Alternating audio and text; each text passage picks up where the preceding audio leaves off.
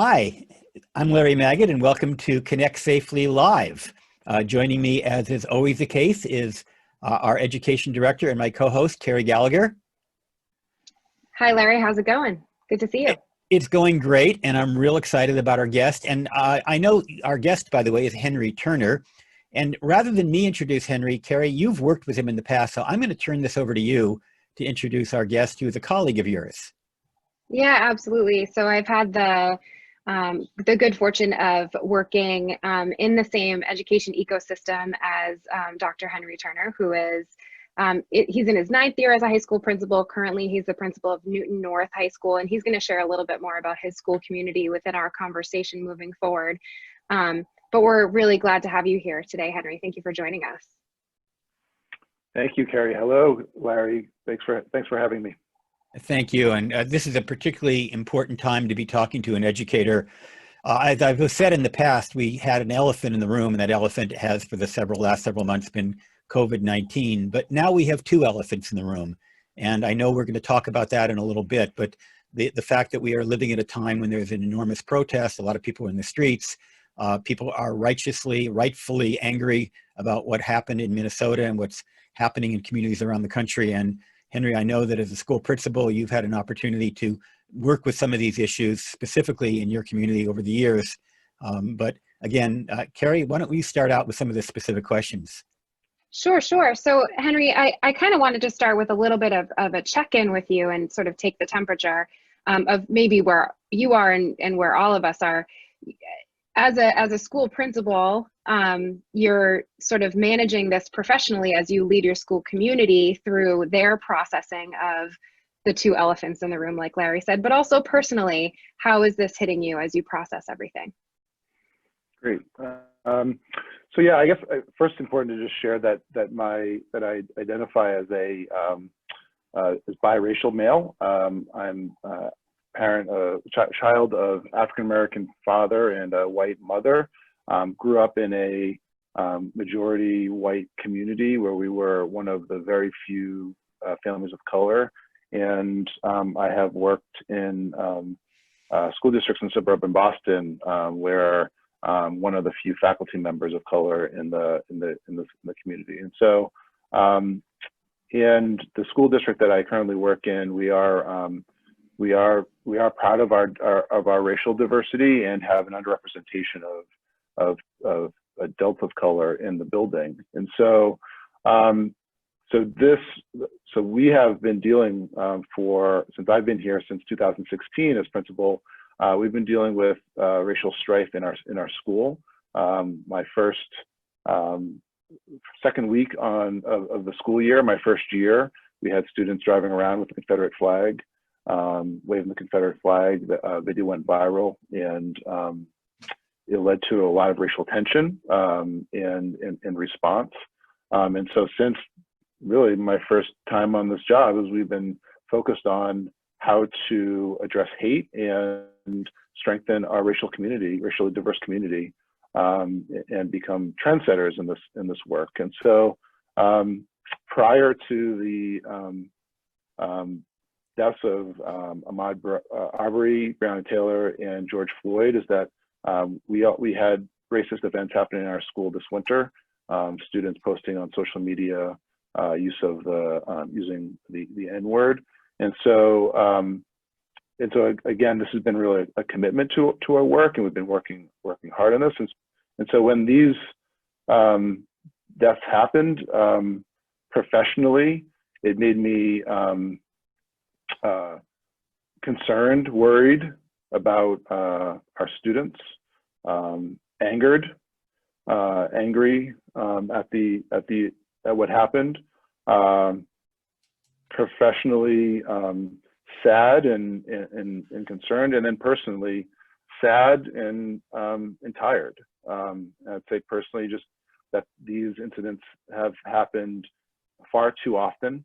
Knowing that 1 in 1,000 Black males are killed in the United States by police officers is something that worries me and scares me, and also concerns me as a parent of a person of color now, and who's now 10 years old. So I think I have a lot of mixed emotions, but at the same time, as a principal, determined to make our school better as a way to making our country better. Apologies, I was muted there, trying to make sure the background noise wasn't interfering. Thank you for that, and thank you for being so transparent and honest. I think that is going to mean a lot to our audience, and it helps really provide some context for the rest of our questions. I often refer to being principal of a high school, and certainly a high school as large as yours, as sort of like being a mayor, right? You're not just serving your students, families of your students, and so therefore really the whole community. So I'm wondering what helpful resources you might be sharing with the parents that are part of your community to help them have some of these difficult conversations. Also, how might the conversations differ depending on the family structure or the family culture that exists in a diverse, community like yours?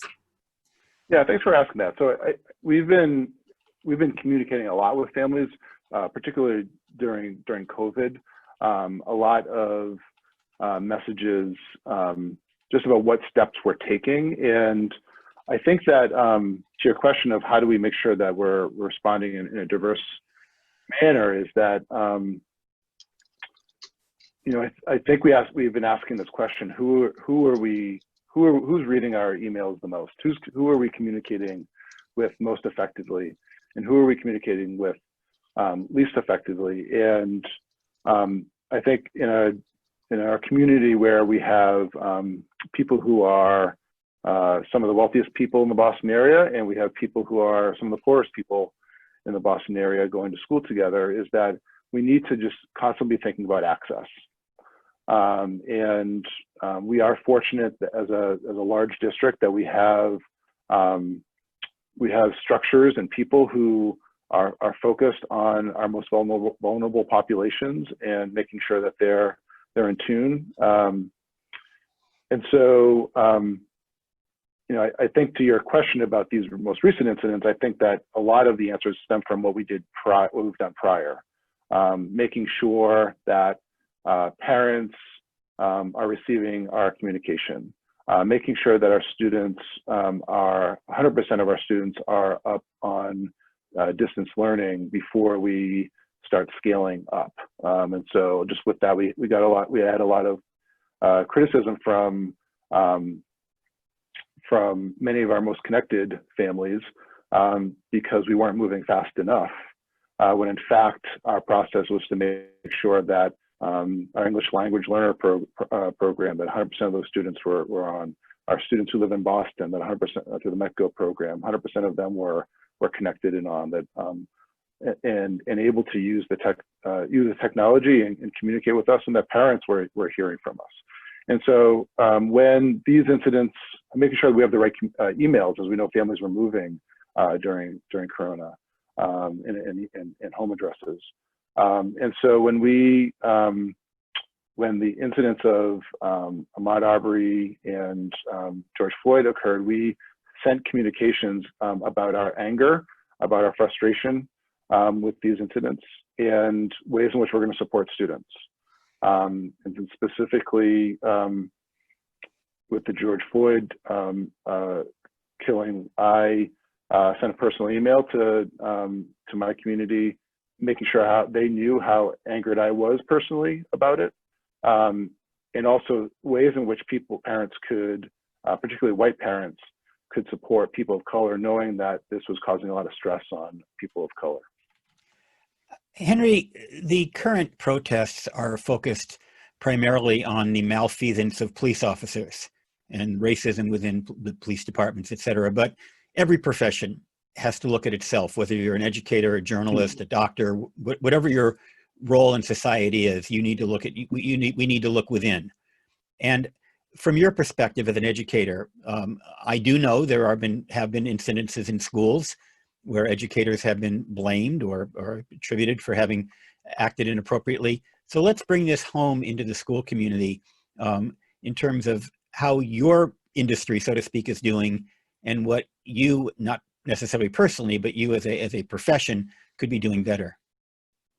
Great, thank you. So I will say when we first, goes back 8 years ago when I was a principal at Bedford High School, and we had made public that there was anti-Semitic graffiti in the school. That I had received many emails of support from a lot of educators who were, who were wondering why I made it public, and saying that our, typical practice was to not make these types of incidents public because of not wanting copycats. And to me, this was sort of an awakening that that our communities don't know when we have hate incidents in our school. Or students do know when hate incidents are happening, and they're not letting adults know because they don't think we're doing anything. And so fast forward to where we are in my school in Newton, is that I think we've made a lot of progress in engaging with students and addressing hate incidents that happen in our school. And it's raised a lot of concern because because people are now hearing that hate incidents are happening. It's not that they're just happening now, it's just that we are doing a better job of communicating to families when they are happening. But the thing that we need to get better at right now is making sure our students know that we're taking these seriously and that we're addressing them. And many of them are hard to address, particularly when they're on social media and they're anonymous posts, or you don't know when there's graffiti in the building, you don't know who it is, how to provide closure.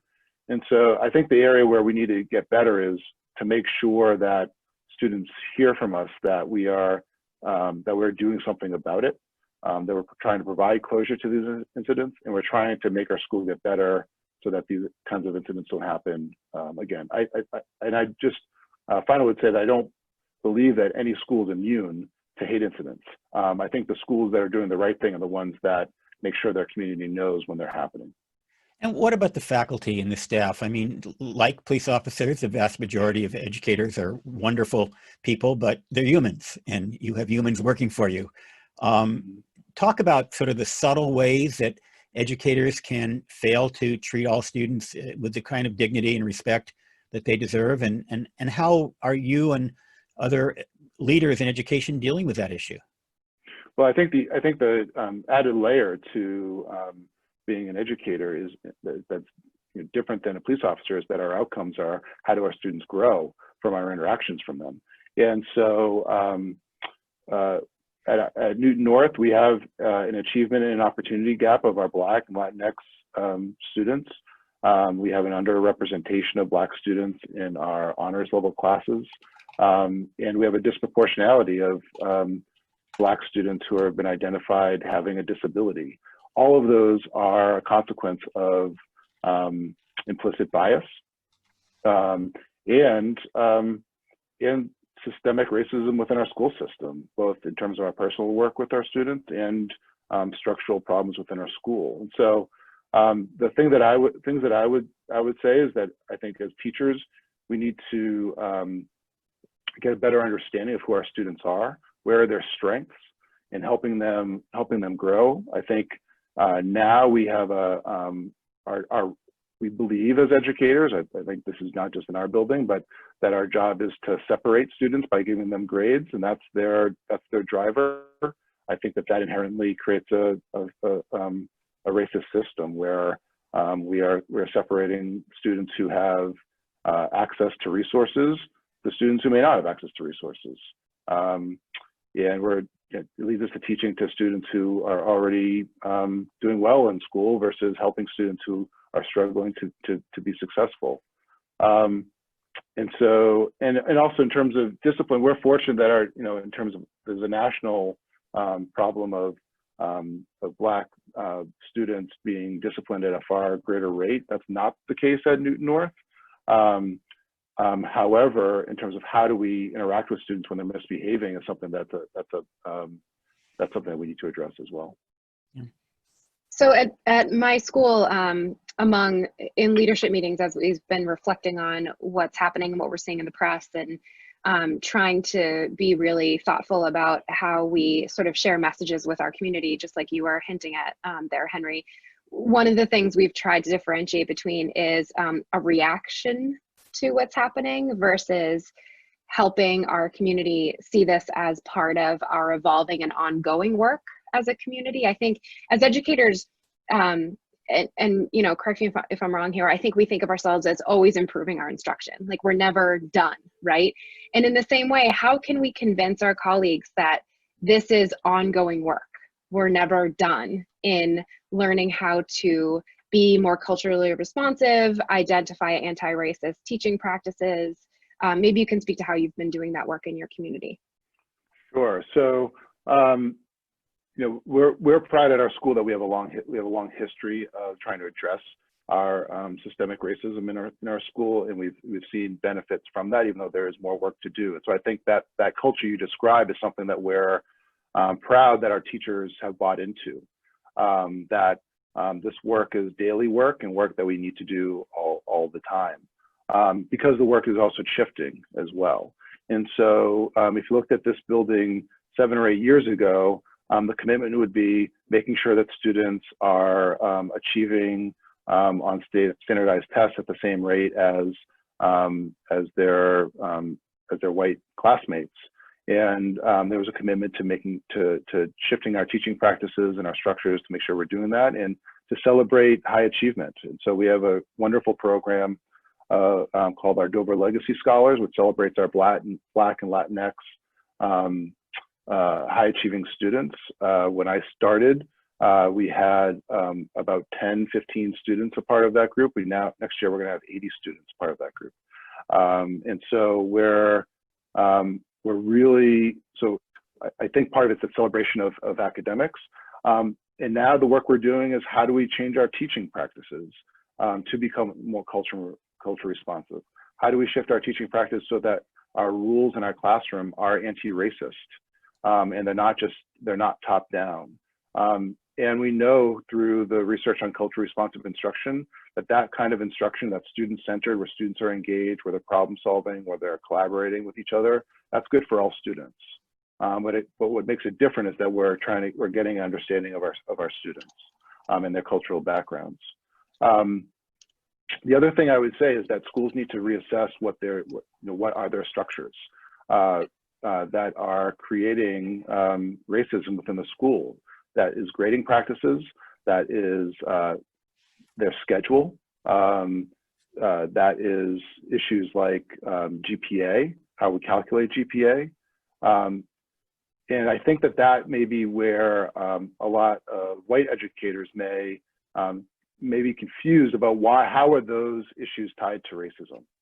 And I'm currently reading the book So You Want to Talk About Race. And in that book, it provides a really clear analysis of that all issues are issues of race. And so when we think about, for example, our schedule, in which our students are constantly transitioning to classes. There's no opportunity for relationship building because they're only 15-minute blocks. When you look at it from a race perspective, the students who are hurt the most are our Black and brown students. And I think that's the kind of anti-racism that we want from our educators, is that they're looking through a racial lens to see how their structures, their practices are hurting the students who are disconnected in their school and are not achieving at the rate of white students. You know, as you're talking, it made me think of some of the work of Dr. Katie Martin and how she talks about the systems that are built into our education system are working exactly the way that they were intended to. And so if we're getting outcomes that we don't like, we have to examine the system itself. You did a really great job really identifying specific practices that impact students. I'm wondering if you can talk also about, and this is a post I saw you put on Instagram and other and Twitter and other platforms just this week, how can we be anti-racist colleagues as well to really model this for our students so that they see it in our professional relationships when they're at school with us?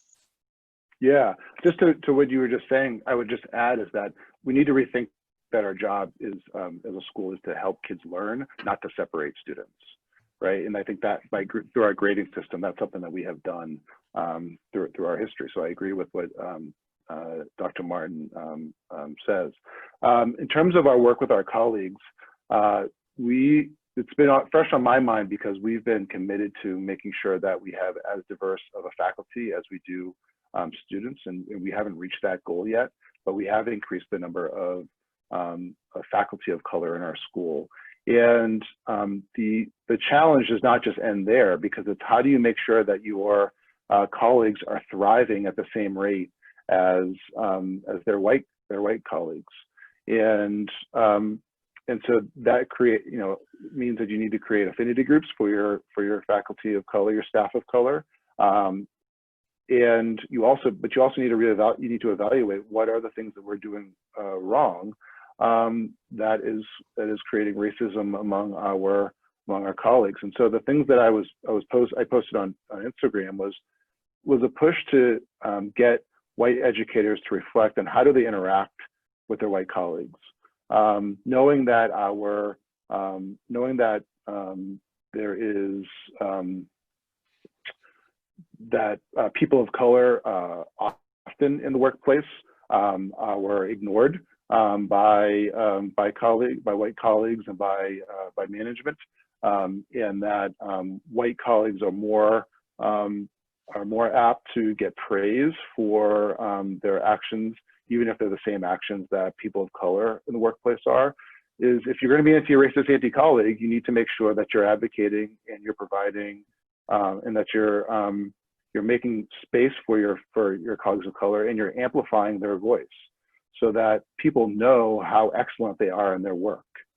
And that when colleagues of color are make mistakes, as we all do, that we're not taking out on them in the same twice as much as we would our white colleagues, which is something we know happens. Is that women of color are can be seen as cruel because when they get upset about something, or men of color are seen as crazy if they get angry at something, where their white colleagues, that would not be the interpretation. And so making sure that we're checking our bias in those situations as well.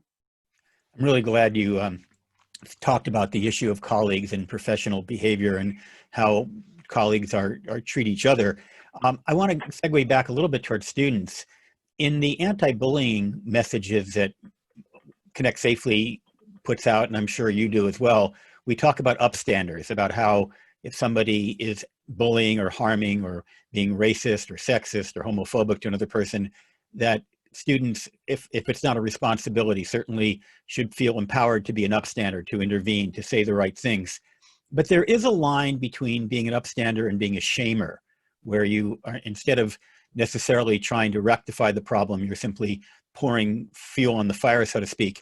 And I thought about that as I read a memo that you put out recently talking about how the racist incidents that you mentioned in your school have been resurfaced, not by the people who committed the racist incidents, but by people who are rightfully upset by them, and how that has not actually helped the situation. So I was wondering if you could talk a little bit about, it's a broad question about, first of all, how, for example, white students or students who might want to react when they see incidences of racism and bias, but more also the broader question about how do you become helpful rather than simply shame people?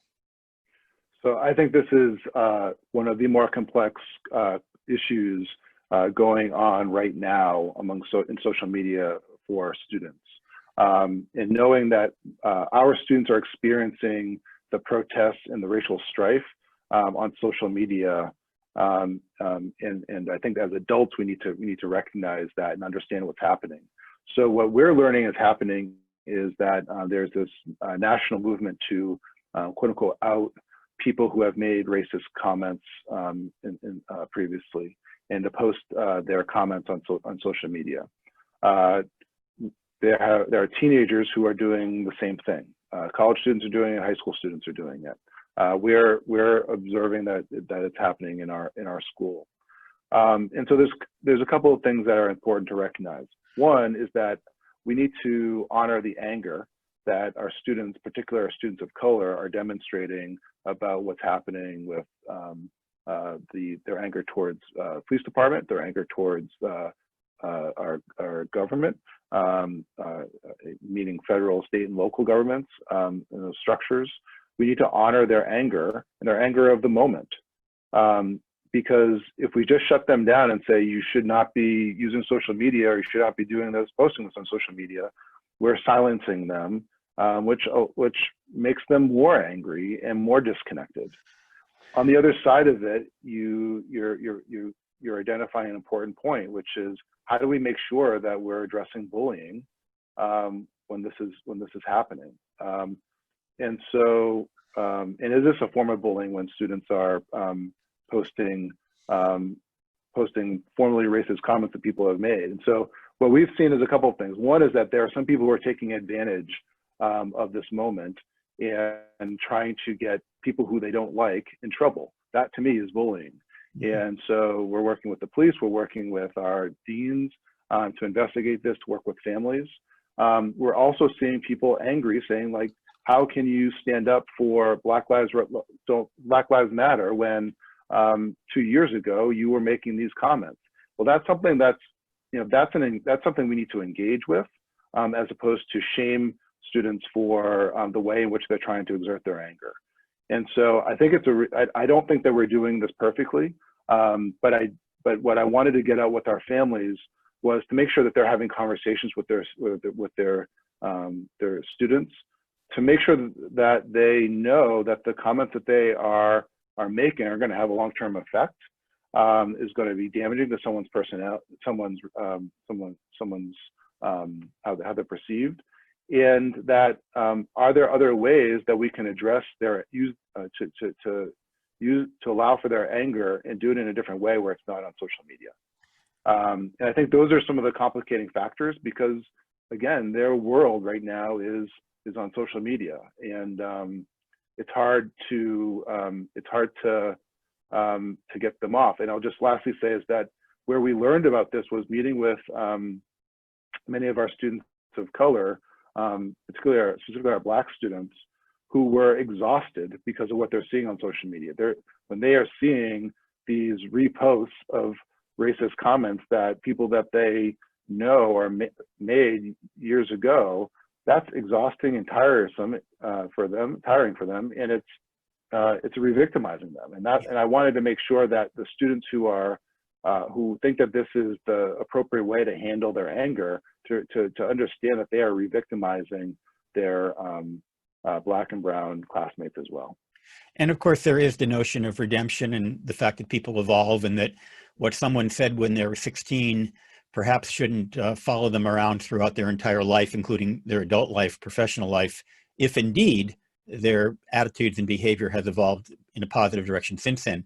Yeah, I think that's true. I would also just add that I think it's also important that students who may have made these comments in the past, that we find a way to allow them to take ownership of what they said so that they can repair.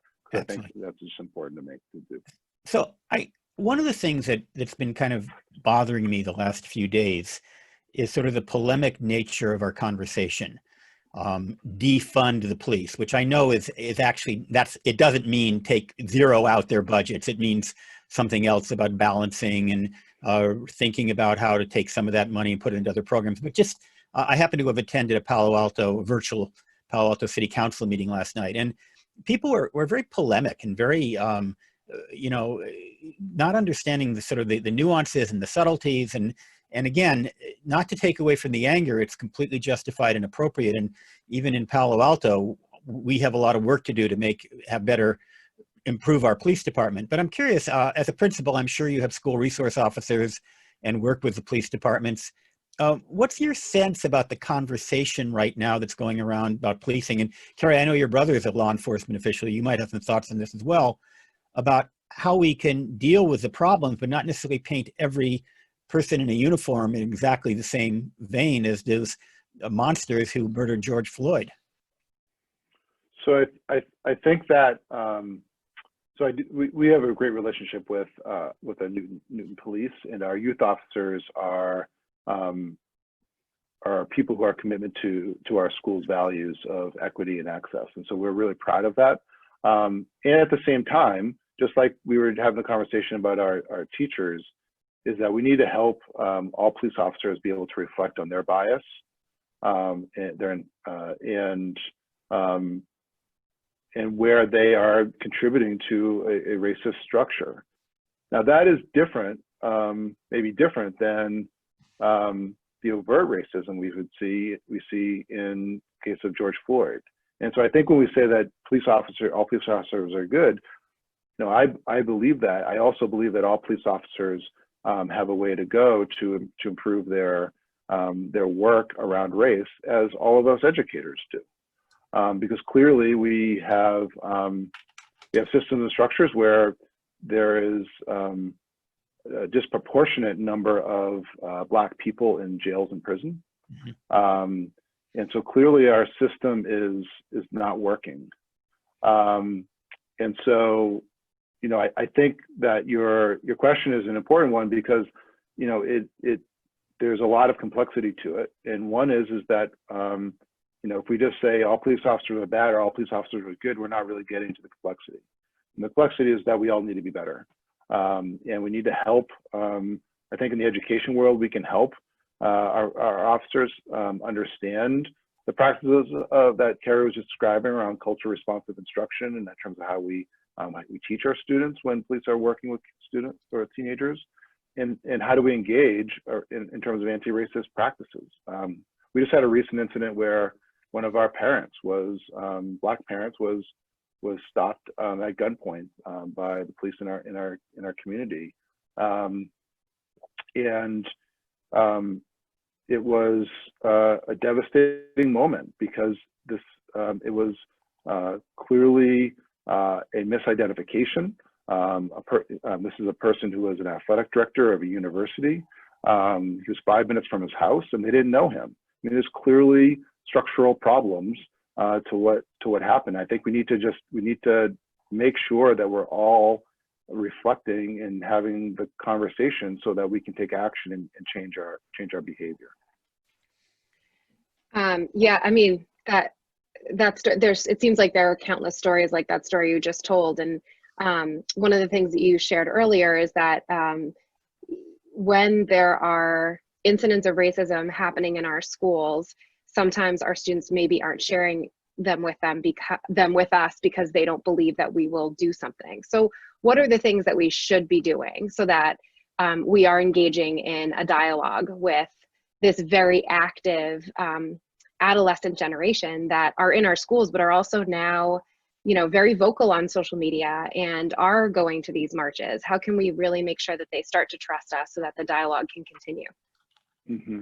Yeah, and I think that right now is a very intense time, and I think, Larry, why we have such a polemic debate, because I think people are just really angry. But if we go back to where our school was in the winter after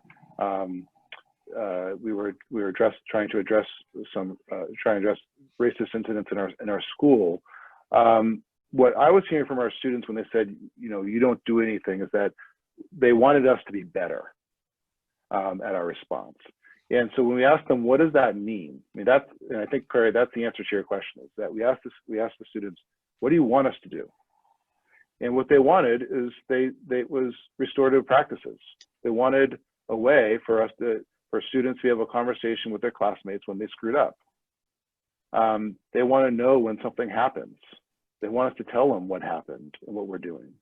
And coincidentally, my next meeting after this is a meeting with our students of color to continue the conversation from what happened in the winter, so that we can address some of the demands that they made during that time, which were a restorative practices kind of experience for when these incidents occur. They wanted more of an advocate as an adult in the building to talk about, to make sure that I was being held accountable and our deans are being held accountable when these racist events happen, to make sure that we are doing something. And so I think the short answer is transparency and restoration, using restorative practices to heal your community.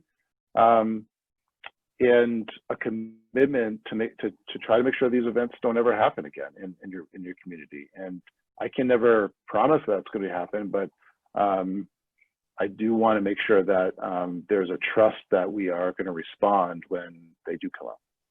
And I think what you just said, the example you just provided of the work that you're doing with your students based on, you know, conversations that were started months and months ago before the events of right now that everyone's reacted to, is a great example of that ongoing work that builds trust over time. So it isn't just what we do now, it's what we were doing before now and what we will do after now, right? That will build those bonds and build that trust with students. Absolutely. There's just no, yeah, I'm sorry. I said there are no one-offs in this work.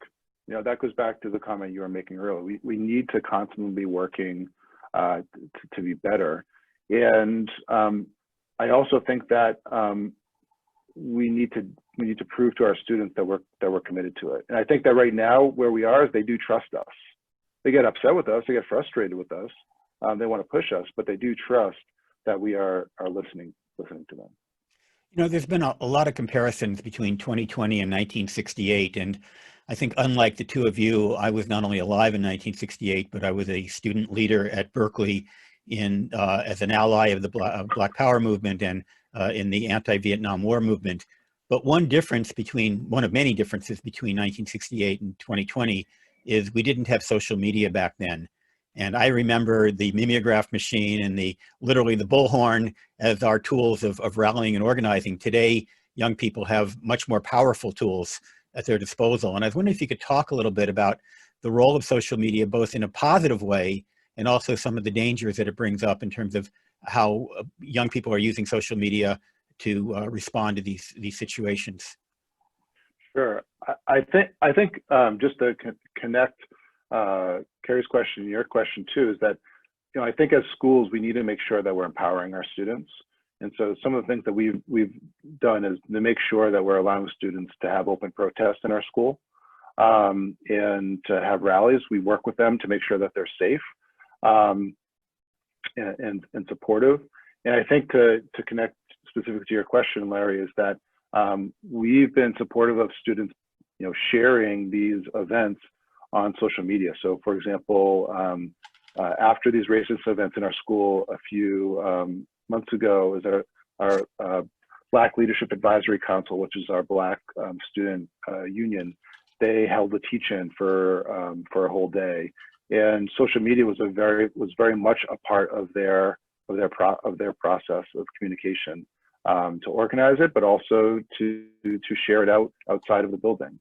But where I think it can go wrong is particularly around the bullying, around the amount of racist language that our students see. I think for a lot of our white students, I think one of the problems we saw this winter was that for some of our white students, the N-word had been normalized in the social media that they had seen. And so they thought that they had quote unquote pass or permission to use it. And that's where our work is in terms of making sure that our white students know that this word is not allowed at all, and specifically not allowed in our school.